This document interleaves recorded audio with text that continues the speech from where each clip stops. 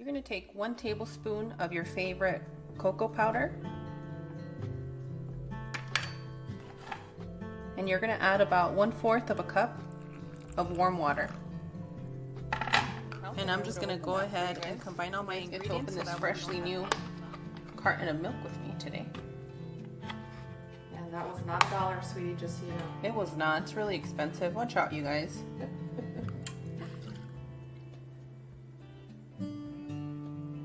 You're going to add 4 cups of milk. I'm using 2% because that's what I use. I personally don't like whole milk. It makes me throw up. And I'm sure some of you feel the same way. But if you only like whole milk, go ahead and use that.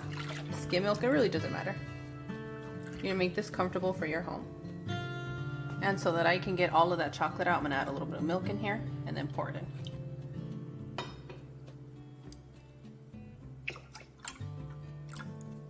You're going to add 1/2 stick of cinnamon. I'm going to add 1.5 tablespoons of vanilla Mexican blend, because you're not Mexican if you're not using this. So they say. So you're taking cards today. That is correct. Add a pinch of salt. You can't see it because it's a pinch. And that's just to balance out the sweetness and bring out the sweetness in your hot chocolate, because sometimes it's not sweet enough, and that's going to be the trick for you. We're going to continue to warm this up for another 3 to 4 minutes. And if you see it boiling, make sure to lower your temperature.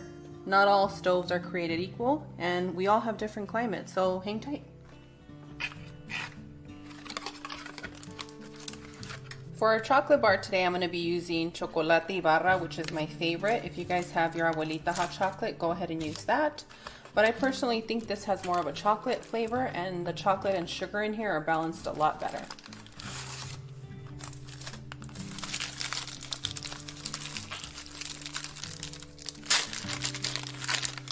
I'm going to need a special somebody to come and help me open things. And your little bar looks just like this. I'm going to take 2 of the Ibarra chocolate bars, and I'm just going to chop it up a little bit more.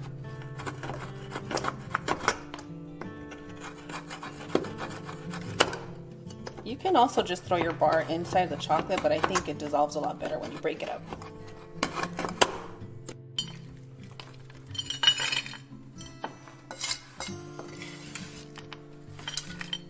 Give or take, after 6 minutes, you're going to add your heavy whipping cream. And I like my hot chocolate just slightly thicker. I don't like it too runny. But don't get me wrong, in those holiday seasons when that's all you can buy, the water hot chocolate, I'll take it. Once you've combined your ingredients, you're going to add your chocolate.